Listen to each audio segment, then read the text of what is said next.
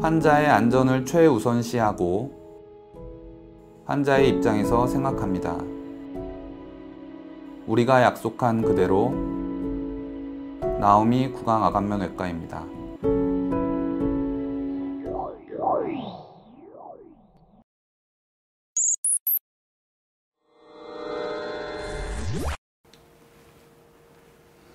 안녕하세요. 나오미 구강암면외과의 서백권 원장입니다. 턱관절 질환, 요즘에 턱관절 질환이 되게 환자분들 사이에서 많이 발생하고 그리고 내원하시는 분들도 많은데요.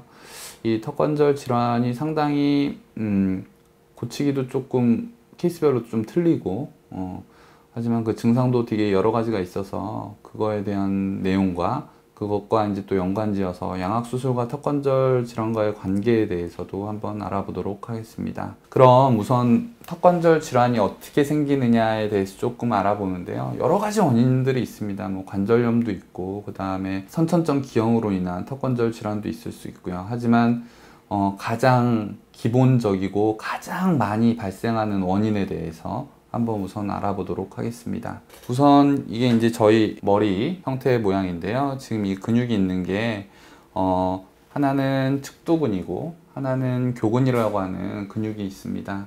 이 교근은 우리가 어금니를 꽉 깨물면 이렇게 불룩불룩 나오는 그런 근육을 말하고요. 여기다 이제 보톡스를 맞는 그쪽 근육을 얘기를 하는 거죠. 그 근육은 이 광대 앞쪽, 이 광대 앞쪽부터 광대 아치, 광대활이라고 하죠. 이 옆광대라고 하는 옆광대에서부터 시작을 해가지고 이 사각턱 부위로 연결이 되게 되어 있습니다. 이 근육은 하나의 층이 아니라 여러 개의 층으로 되어 있고요. 크게 이제 깊숙한 부분의 심부층과 표층 두 가지로 나뉘고 있습니다. 그렇게 되고 이제 이 측두근은 이 옆에 관자놀이라고 하죠. 이 관자놀이라고 하는 근육에서부터 시작해가지고 이 닿는 부위가 여기 보이질 않는데요. 이 닿는 부위는 이쪽으로 내려와서 저희 손가락 보이시나요? 이쪽 손가락으로 내려와서 이 앞쪽에 아래턱의 이 앞쪽 부위로 코로노이드 프로세스라고 하는 이 부위로 연결이 됩니다. 근데 이 두 개의 근육을 왜 보여드리냐고 하면은 보통 턱관절 질환은 잘못된 습관, 특히 어금니를 꽉 깨무는 클렌칭이라고 하는 이 악물기 습관과 그 다음에 밤에 이를 가는 이갈이 습관에서 오는 경우들이 많습니다. 이제 근육의 과도한 사용이죠. 보통 이 근육들이 아파서 옵니다. 턱관절 질환이 있으신 분들은. 근데 이 근육들이 아픈 이유는 많이 썼다는 얘기겠죠. 아리배겼다는 얘기입니다. 근육에. 근데 이 근육이 하는 일은 한 가지밖에 없습니다. 이 전방 부위, 이 측두근의 전방 부위와 이 교근 부위는 이를 깨무는 역할밖에 하지 않아요. 그러면은 선생님 도대체 이를 얼마나 깨물어야지 정상입니까? 라고 이제 역으로 물어보실 수 있는데 정상인 사람이 하루 평균 24시간 동안 어금니가 탈짝이라도 닫고 있는 시간이 얼마냐면 10분에서 17분 정도입니다. 상당히 적은 양이죠. 근데 그 이외에 어금니를 깨물고 있는 거는 전부 다 일을 하고 있는 거예요. 근육이. 그러면은 그 근육이 일을 하고 있으니까 얘가 알배기인 것처럼 붓죠. 그 다음 누르면 아프죠. 그렇게 통증이 생기는 겁니다. 그래서 이 근육통이 오는 이유는 그렇게 잘못된 습관에서 오는 경우들이 많습니다. 모두 다 그렇진 않습니다만 지금 제가 일반적인 원인에 대해서 설명을 하고 있는 거고요.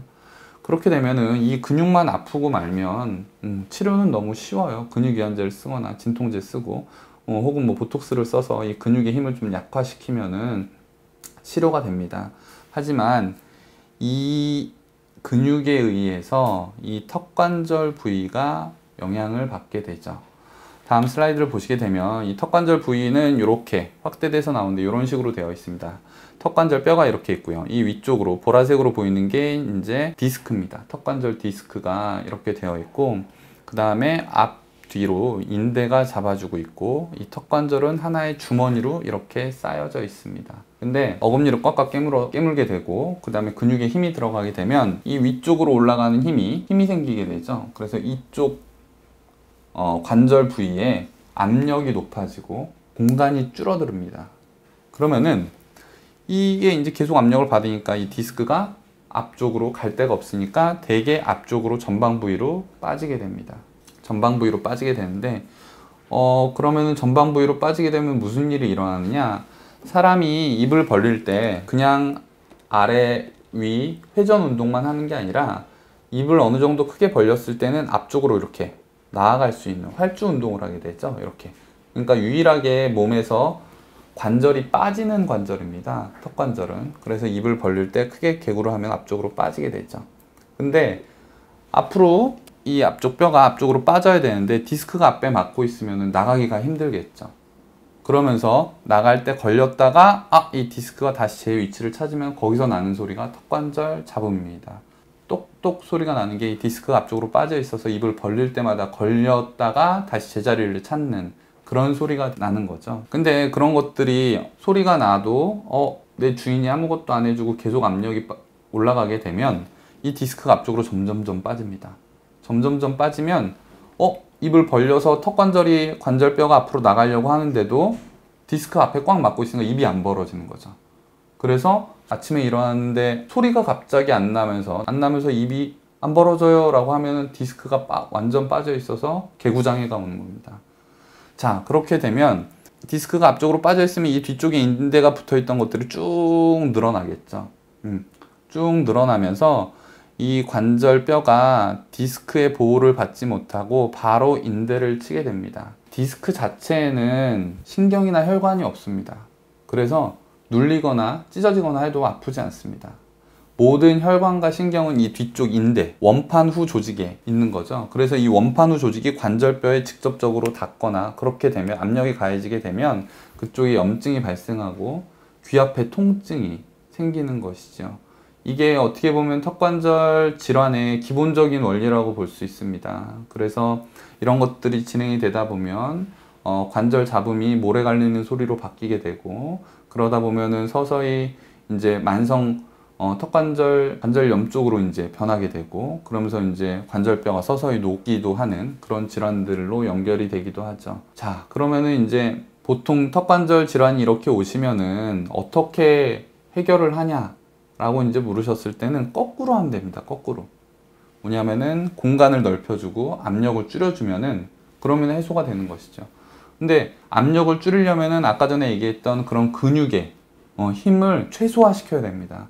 근육의 힘을 최소화시킨다는 거는 근육의 힘을 빼고 습관을 바꿔야 되는데 그런 것들이 이악 물기 습관, 특히 밤에 이악 무는 습관은 어떤 약으로도 막기가 좀 힘들거든요. 그래서 보톡스를 맞아서 이 근육과 이 근육에 측두근에 보톡스를 맞아서 근육의 힘을 조금 약화시키면은 이 깨무는 거를 주먹 쥐는 거랑 비교를 많이 하는데요. 이를 주먹을 꽉 쥐지 못하게 근육의 힘이 빠져서 살살 쥐게 만드는 게 보톡스의 효과입니다. 그러면 압력이 줄고 공간이 좀 넓어지는 효과가 있겠죠. 그 다음에 이제 또 하나는 이제 스플린트를 끼는 건데요. 밤에 이제 스플린트를 끼면은 어금니와 어금니 사이를 벌려 놓습니다. 그렇게 되면은 밤에 이를 깨물거나 이를 악물어서 이쪽 턱관절이 계속 밤새 휴식을 취해야 되는 것을 막고 있거든요. 그래서 그 스플린트를 껴서 밤새도록 이 턱관절 공간이 넓게 유지가 되면서 조금 회복을 하는 그런 시간을 주게 되고 그런 것들이 이제 턱관절 질환을 치료를 하는 그런 원리가 되는 겁니다. 그러면은 이제 제가 일반적인 다른 원인들도 많지만 일반적인 원인의 턱관절 질환의 원인의 발생 원인에 대해서 한번 알아보았는데요. 그럼 이게 어떻게 이제 양악 수술과 관련이 되느냐라고 이제 물으시면은 양악 수술에는 두 가지 방법이 있죠. IBRO와 SSRO 방법이 있습니다. 근데 이 IBRO는 수술 후에 뼈를 고정해 놓지 않기 때문에 이 턱관절 부위가 너무 자유롭게 놀아요. 그래서 공간을 넓혀주는 효과가 있습니다. 거기에 대해서 좀 알아보도록 할게요. 이 수술 전에 오른쪽 턱관절 부위고요. 수술 후의 모습입니다. 이렇게 보면은 IBRO는 이렇게 잘라놓고 이쪽에다 고정을 하지 않죠. 대신 이렇게 앞쪽에 보시다시피 이렇게 철사로 2주 동안 악강 고정을 시행을 합니다. 그러면은 이 악강 고정이 되어 있는 동안 이 턱관절의 변화가 어떻게 일어나냐면은 이 부분을 CT로 찍은 모습인데요. 이쪽 부분에 보면 상당히 턱관절 부위가 공간이 협소합니다. 그리고 후상방으로 밀려있기 때문에 이쪽 가장 공간이 적은 부위가 인대가 지나가는 부분인데 그쪽을 계속 누르고 있기 때문에 턱관절 질환이 통증이 되게 심해지는 환자였거든요. 근데 수술 후 한 달째 턱관절의 공간을 보면 이렇게 많이 넓어져 있습니다. 이때 이후로 이제 물리치료를 하면서 이 턱관절이 가장 좋은 자기가 가장 좋은 위치로 찾아가게 되는 것이죠. 그래서 이렇게 공간을, 아까 전에 제가 턱관절 질환을 치료하는 원리가 어떻게 되냐고요? 압력을 줄이고 공간을 넓힌다고 했잖아요. 그런데 이 IBRO 양악 수술을 통해서는 이런 것들이 저절로 되기 때문에 주걱턱이나 아니면 비대칭이나 그런 것들을 교합을 회복하는 목적으로 이제 IBRO를 시행하고도 있지만, 이 IBRO를 이용하면 이 턱관절 질환의 통증도 조금 없앨 수 있는 효과를 보고 있습니다. 다만 IBRO가 이 턱관절 질환의 만병통치약은 아닙니다. 절대 이런 환경을 만들어줘서 어느 정도는 턱관절 통증을 줄여줄 수는 있지만은 계속적인 나쁜 습관과 그런 것들이 지속이 되다 보면 언젠간 재발이 되게 되어 있죠. 그래서 턱관절 질환의 치료는 수술 이후에도 계속 지속적으로 체크를 받고 유지를 하는 것이 가장 중요하다고 볼 수 있겠습니다.